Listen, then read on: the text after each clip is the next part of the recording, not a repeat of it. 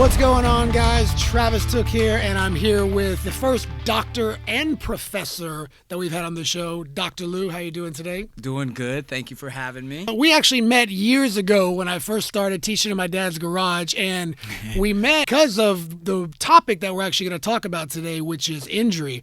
I had been going through a herniated disc, which is a real nasty one. I had a lot of pain. You came in to do a little training, and we sort of just had a barter system of like, keep me functional and come and do some jiu-jitsu, and that's how we met. Absolutely, yeah. It started up, back in the garage. Good friend Yves Edwards was coaching me at the time, and I was training, doing stand-up, hurt my foot. He goes, go over there and do some of that wrestling over there. And I had no idea. Went over there and trained, and then a couple of years later, he's like, you got to meet this guy. His jiu-jitsu is off the chart. Awesome. And made my way to the garage, and 13, 14 years later, here we are. Yeah. So. And since that time, I mean, you've worked with athletes for many years, like NBA, NFL, all sorts of professional players. And being a martial artist yourself and now a black belt, you're sort of in that community. So you've met with a lot of jiu-jitsu athletes and MMA fighters.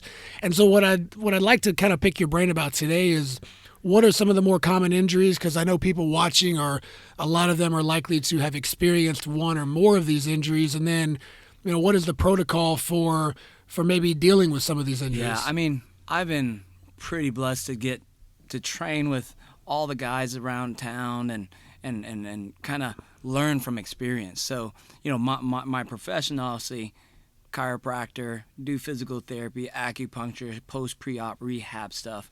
But, through the years of doing jiu-jitsu, I've hurt myself, banged up pretty bad. I mean, going down the list, MCL, LCL, broken rib, broken collarbone, disc in my back, meniscus. Kind of experienced all of it and kind of learned from the process. You just wanted to get the first-hand taste so you could be the most helpful, right? Exactly. So, the best way to learn is through experience. And then, I kind of opened the doors to my office to any mixed martial artist and kind of like developed different protocols and procedures, and had a bunch of surgeons call me and was like, hey, well, how do we get this person ACO back to training and getting back on the mats? But, there's a handful of injuries that just kind of stick out. It's pretty common. You see, if I go down the list, maybe top 3, top 5, maybe you got always a lower back. You got the neck. I would almost say the third would be knees and shoulders. And then you got, ears and ribs, kind of like the accessory injuries that all jiu-jitsu players get. With those, I think every one of them, you kind of know. Sometimes, a lot of times, the high-level athletes, that it just kind of happens. Mm-hmm. Guys that are starting off, they don't know what to expect, don't know how what their body should feel, whether it's a pain or is it just a serious injury. So literally, we can just kind of go down the list. So what are some things? So a lot of people getting into jiu-jitsu have never done sport before. Mm-hmm. So their body might not be, or I'll put it this way. A lot of them have not done a fitness regimen before. So that's why I think, if you get into a good jiu-jitsu program, you want to start off easing your body into it and preparing for it. But what are some things they can do off the mat to, we can't prevent all injuries, but what can we do to lower our chances of having some of these injuries occur throughout our training? So, like, jiu-jitsu is such a great sport and it's a great fitness, for general population who just want to get in shape. It's so dynamic, it's never just uniform. Your body's never going to move a particular way. It's always, the unexpected. So you want to basically prepare your body, with a good fitness regimen, something consistent that can strengthen the ligaments, build muscle mass, and makes you stable and keep you mobile at the same time. So any program that provides that, I'm all for it. And then when you come in, training wise, it's almost like you gotta kind of watch your ego too. It's one of those things. Guys come in, they'll train. They learn a couple moves and like, man, I think I got this, and they'll crank on, like a guillotine or something. They'll crank on the neck, and the other person's fighting back, and no, he has it, but he doesn't have it. I think I can hold it, and as they get a little bit more comfortable in that, and they understand, hey, it's a little give and take. Mm-hmm. Less prone for injuries too. So, with the injuries, preventative stuff, you can do your exercises, but there's always that when you're on the mat, train smart, and train safe. Be good team partners for your teammates, and just don't have an ego. Just develop slowly. Yeah. And then also, you got the other spectrum where you got these elite athletes. Guys are getting ready to fight. They want to push themselves, and you're on the fence on basically overtraining or injury. You just got to be really smart, and as you get better and higher ranking, better level, your game evolves. You're a little bit more dynamic. You just need to be a little bit stronger. And I tell everyone, you got to train harder than the way you live. Yeah. So if you are, a jiu-jitsu enthusiast or compete at a high level, you want to train as you are doing such throughout the week, throughout the months and the years to improve your game. And I think that's just being prepared. Right. So I know a lot of people, they come in and they work out. Say like they go to a 24-hour fitness or something, and they're doing some generic workouts. They're doing some squats and bench press. They run on the treadmill. They do things that the general population is pretty aware of. And like when I come to work out at Ollin too, we'll do some of those things too, along with a whole variety of other workouts. One thing that I noticed that we do a lot is kind of what I would call, or I guess you would call, agility work in between. So it might be, we might be doing something more generic like lunges with dumbbells, squats, and then it's like a balance routine on a foot, which is maybe no weight, sort of awkward. But I feel like those type of movements are hitting the angles of all the the ligaments in the legs different than an up and down type movement. And that, I mean, the reason why I think that is so important in jiu-jitsu is like nothing is linear in jiu-jitsu. Everything is moving in different unpredictable movements. And we're going kind of off top of like programming, and there's so many ways you can program depending on your level of your athlete and what their goals are. And usually, you get the fundamental movements, you get them strong, you build their muscle endurance up, and then as they get stronger, as they develop more strength, you play with their power and then make it more functional. That's kind of like the word that's thrown around a lot lately. Functional training. You want to make them do something that really can translate on, we're talking jiu-jitsu, translate on the mat. Yeah. So, like I said, there's always, it's never textbook on the mat. There's always different variables that you look at, and there's always a way out, and there's always a ways in when you're training. So you want to kind of diversify your training that way to get the body used to sudden surprises, reactive movements, and create instability or imbalance. And that's where you prepare your body for it, and so when it happens on the mat, your joints and ligaments are a little bit more suited for it versus getting hurt. Right. So kind of moving into like the injury field, inevitably, and I think with any sport, if you do it long enough, and if you're a competitive athlete, you're going to have your share of injuries. And going back to the story of how we met, I didn't know anything about my injury other than the amount of pain I was in. I felt like I could. I joke sometimes, like if I wanted to take a sip of water at a water fountain, I had to get into like this weird side lunge because I couldn't bend forward. It was in so much pain. And my thought process, being ignorant about injury, was just like rest and don't do very much movement. And when I first went into your office, I felt like you put me through a whole lot of movement, a lot of stretching, a lot of pretty uncomfortable, massage, all the whatever magic voodoo you do. But I immediately noticed the difference. I was like, oh, my body can respond. It's not just about rest and wait till you're better.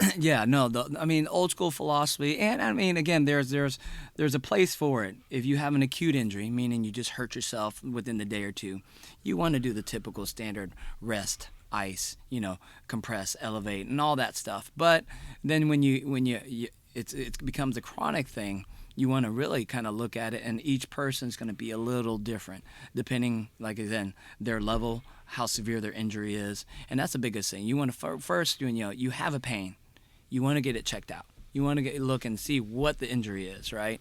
And then go to someone, for me, I think I enjoy it, and because I know when jiu-jitsu students come in or athletes come in, and they're like, oh, I heard it from, I was, going for a takedown, or someone's trying to take me down. I landed on my knee, and you sit there, the movement, you know what to do, and then you kind of access it that way.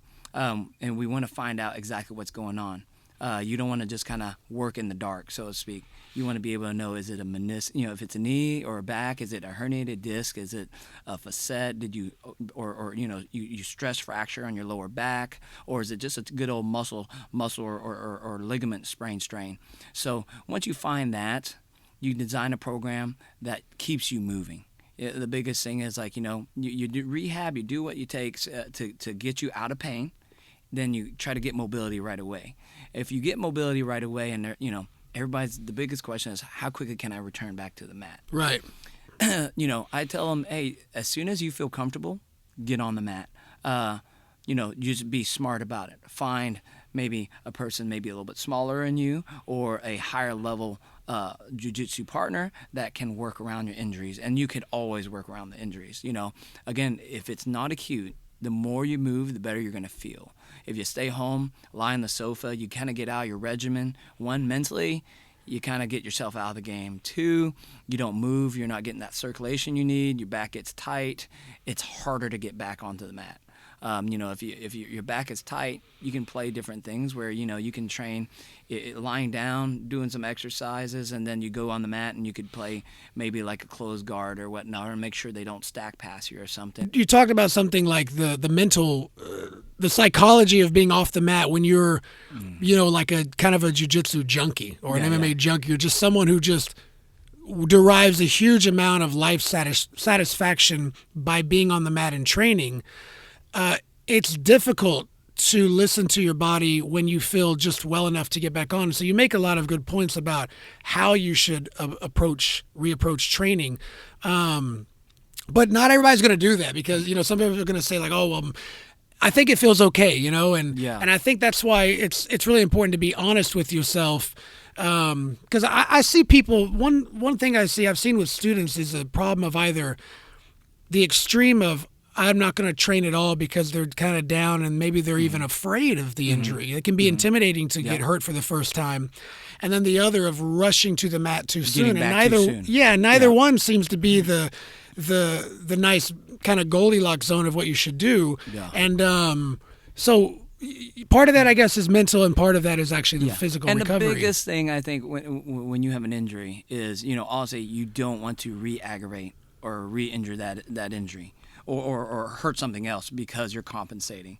So, I tell everyone, so get on the mat, you can, if it's too acute, take notes, do your rehab on the side, do some strength training, but take notes, learn technique, develop, and be disciplined. Just kind of keep yourself in a regimen so you don't get too bummed out or sit at home and do nothing or eat a bunch of junk food and put on some weight, and then you come back, you're even worse than you were before. But once you feel like you're comfortable and you're able to move, go with the higher level belts and say, hey, and be vocal. Let people know, hey, my knee's bad, or my back's real back. Let's go just do some flow training or something like that. So, getting, like I said, the mental aspect of just staying moving, keep yourself moving, and just kind of keep yourself on a regular regimen. That's probably one of the most important things of just recovery. Well, I think that's huge, because a lot of people don't want to tell their partner they have an injury because they feel like I think some people, they feel like they're saying, hey, I need you to go light, and they don't want to make it unfair or anything like that. So they just hope that it's not exposed during the sparring and round. Like if you go to academy or any dojo or school, you go in there and the people are your teammates. You're trying to get yourself better. So when you get on the mat and you tell them, hey, be cautious and be sensitive of my injury, you want to let them work at the same time. They want to get better, and sometimes, I've had many, and like yourself, you have to slow the game down. So when you slow the game down, you see so many things open up because you're just one-minded. When you're healthy, you're training, and you're almost one dimension. Like, I'm gonna go for this, takedown, or I'm gonna try this submission, and you're just constantly focusing on it. But when your body tells you no and you're mentally game, you have to kind of open up that mental game and slow down physically. You actually see more things, or you can't lie on your right side all the time. Now you got to roll to your left or attack a different way. You actually evolve a little bit better. And then when you're 100% healthy, you add that extra dynamic to your game because you develop a different play. I had a very similar experience when my back was really hurting and I still had to teach class and I was still sparring a little bit. I remember I had a back brace on, and any type of guard that would have me being stacked was just I had to abandon. So I either had to let the person pass, but I had to play a more kind of a linear guard, legs in front. There was no spinning game. Because of that, I got so much better at some very basic guard attacks because there was no more spin or recover. It was too painful, So you make a really good point about, how you can approach the mindset of training with an injury. It's not that you're less of a grappler. You might need to modify the way you apply these techniques. Yeah, no, absolutely. I mean, man, some of y'all don't know, but I guess when Travis started out, his back was like really. It was probably. I still to this day, I think he had one of the worst herniated discs on record in it was our measured. files. It was measured in over a centimeter. Yeah, most centimeters. of them are measured in millimeters. And I sent it to a couple of neurosurgeons, and they're like, "Oh man, is this guy walking?" I'm like, "Yeah, he beat me up, like tapped me up about 5 times last night." So yeah. And the funny thing was, he moved so slow during our sparring session, and but he just was very under control, but he was moving really slow, and you knew the submission was coming, and you couldn't do anything about it. So it was pretty interesting first roll on the mat with Travis, and that was pretty cool. But at the time, it's like he was working out at a garage, so he really didn't have any downtime. He was like, that's what he did for a living. So hey, it wasn't much of a living during those garage days. It was survival. Yeah, but so it was actually really cool. And the mindset of I got to keep moving, I got to keep doing things, and eventually now, he pretty much trains as much as he wants, or so. Well, so that'll kind of lead me into the last thing I want to talk about, which is continual training off the mat, because before that injury, I never had a routine of strength and conditioning. Mm-hmm. I would do strength and conditioning on occasion, but it was mostly jiu-jitsu. Mm-hmm. So sometimes I would say, I'm gonna do a workout today. I'm gonna do some weights. I'm gonna do this. Since the injury, especially, I was so happy when I started recovering and I was able to function, and the sciatica and everything from my back, started to go away. And now I'm in at your place about 4 or 5 times a week. Yeah. And I feel part of that is I like the way I feel, when I'm improving and seeing gains in strength and agility and flexibility. But I feel like it's so important just for longevity. I want to do this when I'm an old man, and even though I'm sure I'll slow down, it's been a really important part of my own recovery. Like, what do you recommend to people? Because I think a lot of people make the mistake of get injured, do the rehab, and now I don't need to do it anymore. I'll do the rehab and training when I'm injured again or something. And it's what do you recommend as far as like an ongoing program to? And like I said before, train as hard as you want to live, or live, right? So that's you want to get on a good regimen. It doesn't have to be something intense, because you are already, most people are already doing jiu-jitsu. The enthusiasts are coming 3, 4, sometimes 5 days a week, and they want to continue. But I tell them, for longevity, like with any sport, basketball, football, baseball, any sport, you got to build your strength up, and it can be 2-3 times a week. 2 times at the least. 3, 4 is ideal. Just a good strength program that adds a little weight, a little mobility, and really kind of cater to some of the goals that you have. You want to be more explosive, maybe a couple Olympic lifts and some plyometrics put into it. But if you're saying, hey, I need to trim down and do weight, the focus on a little bit more of the conditioning aspect. But 3 times a week, 30 minutes at the tops, you can kind of bump up. And you want to be dynamic with it. You're talking about jiu-jitsu being a slow control to explosive right off the bat. You want to be a little dynamic like that in your training, right? Increase your conditioning by, the reps and sets. And any gym that can actually help you program that way and know your goals and kind of get you there. As long as you do that 3-4 times a week, you're great. Like I said, like pro fighters, everyone. I get people coming in gyms like, I want to be like that guy. I want to be like one of those UFC fighters. And I was like, you know what you see on TV is maybe a 30-minute clip of their 6-8 week training program. But year round, these guys are in the gym every single day, just maintaining or they should be anyway. Yeah. To maintain their strength, build a good foundation throughout the year, and then, their 6-8 week training program is what makes them that 1-2% of athletes that actually get on TV and fight for it and make a living doing it. Yeah. So it's called being consistent and just being disciplined, doing your training throughout the season, not just sporadically when I get hurt or maybe a little bit after that, and then just kind of shut down and just go back to your regular regimen. Because if you keep doing the same thing, you're going to get the same results. Your chances are you're probably going to get hurt some more. Yeah. Or just not increase your level of fitness or your evolution of being a jiu-jitsu athlete. Like I said, meeting you, training in your program has been kind of a lifesaver to me. When I went through my injury, it was a really bad injury. It was kind of a darker time, a bad time to try to start a school in a garage with no money to have your back go out. And so that opened my eyes to not just how you can recover, but make some changes in how I live my strength and conditioning lifestyle. It's now become a permanent part of my routine, and I highly recommend that people follow that. Like you said, it doesn't have to be every day, but at least a couple of times a week. It's a game changer in just general well-being, and so I highly recommend anybody get on that. Yeah, guys, if you're in the area, definitely check out Ollin Athletics. I'll put a link to the website and with the information there.